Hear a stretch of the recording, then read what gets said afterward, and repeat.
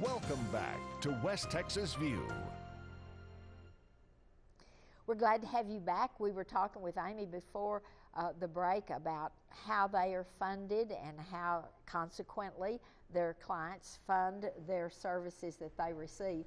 But now I want us to talk a little bit about the services that you provide.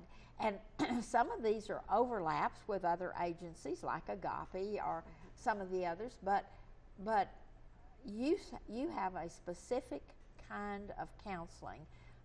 And I know you get a lot of attention from your play therapy for children, but talk about some of those services. Yes, ma'am. Well, I think first off, we'd like to let the community know that we can counsel in all ages, from children to adolescents, through adulthood to the elderly. Senior citizens. Yes, ma'am, which is so important. That's often a group that big that area needs with the senior service citizens. and don't know how to reach out. And so we're certainly here for families of the elderly or families that are needing to make some choices for their elderly parent. But we provide marriage and family services. Right now we're doing a lot of premarital counseling, which I think is wonderful. I would encourage every couple who's looking to build a future together to do that. It's a great And a lot resource. of ministers don't have time for that, for Right. premarital counseling. Absolutely. And so a lot of them will refer their brides and grooms to you. Yes, ma'am, which is a great way to start your life. You get to know one another, and our counselors are excellent in that field. I've been impressed with the services we offer for the veterans. I think that is such a need here, and I'm very, very happy that we're able to do that. But we offer several more services, and we invite anyone to call anytime, come out, visit with us, meet us. You can ask any questions and see the wonderful facility. It's very warm and inviting.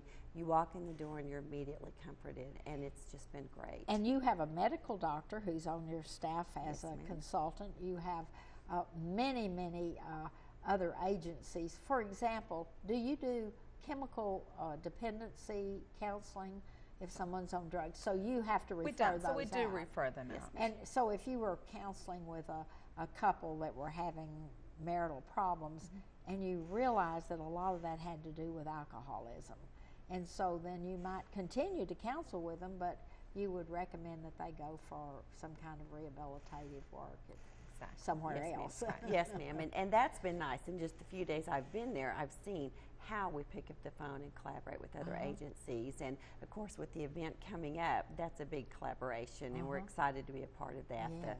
The color run And the mental health month.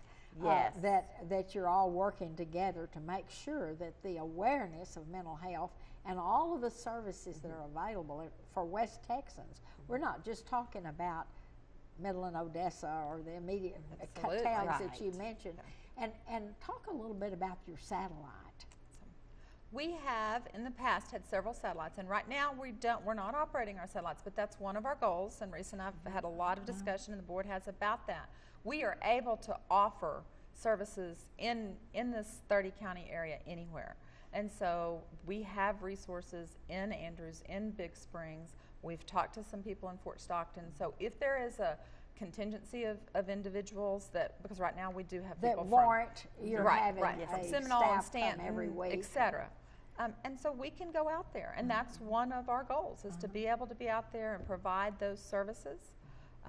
There's a lot of things that technology is doing that will make some of that easier, but there's nothing like a face-to-face and that ability to sit down one-to-one with somebody and talk about that. And so that's one of the exciting and talk things. a little bit about where your facility is located, because it is so easy to get to from anywhere in the Permian Basin.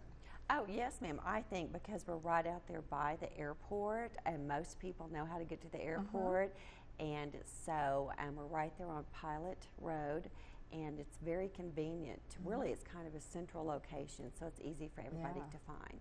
And it's it was an old oil, when I was president of the Samaritan Counseling Center Board, it was an old oil company building, or a new oil company building at the time, and they gave it to Samaritan Counseling Center because they believed so much in the, and so that's when we moved over to that facility. And one of the things that I've heard from a lot of people is that when they have a problem within their home. It's a whole family problem. So when do you know, when you're doing the intake, whether it's just a mother-daughter conflict, or if it's a family conflict, or if it's some other kind of problem within the home? How do you do your intake? Well, I think that's where they're put, with the actual therapist, and that's strictly something for the clinician to identify. Through their discussion and questions with the client or the family. They're able to make those decisions. I'm not a therapist, and Amy's not a therapist, so that would be a question for the actual professional. So if they call you and said, I don't really know who I need to see or what I need, I just know we've got conflicts in our family and it's not getting any better, and then they'd say, well, do you individually come first, or does the whole family come first? So your intake person is qualified to kind of get that to first. kind of steer us, and certainly our clinic director can make a call back if they need more information before they actually come out and start doing the paperwork for the intake process. And she's wonderful, so she can make that call and visit with them. One of the things that you said at the very beginning is that you have a lot of people who come in, or maybe Amy said this, you have a lot of people that come in and then you refer them to someone else because you know that they need also a physical test, or they need something more than you are qualified to do, like chemical dependency rehab. And so again, let's get back to this Mental Health Awareness Month. You have cooperated as a group of agencies, and you're really working hard to try to make this a month where everybody will think mental health. So talk a little bit about how this got started, and I know Amy was one of the instigators. Well, Michael Ballard from Agape called me and said, we're looking at doing this, and would y'all like to come set up a table at our walk? And I said, well, tell me more about that. And that's my nonprofit side kicking up, not my therapist side. But and I had just not been on your show too long before that. And I said, Michael, these agencies, we need to get them together. And so he started talking to some other agencies, and I said, it's something that needs to be known. When you've got that in your family, and you may not know you have it in your family because it stays in that very close family. And you're too close to the situation at first. And you're too close to it. Or, you've got a sibling who has a spouse who has problems, and they don't feel comfortable sharing that. So our time is up. I know it. But this is what I want you to do. Over the next 3 weeks, when we have more mental health agencies, I want you to think mental health this whole month. We'll see you next week with another program. Thanks for joining us today. Thanks for joining us for News West 9's West Texas View with Johnny Lou Avery.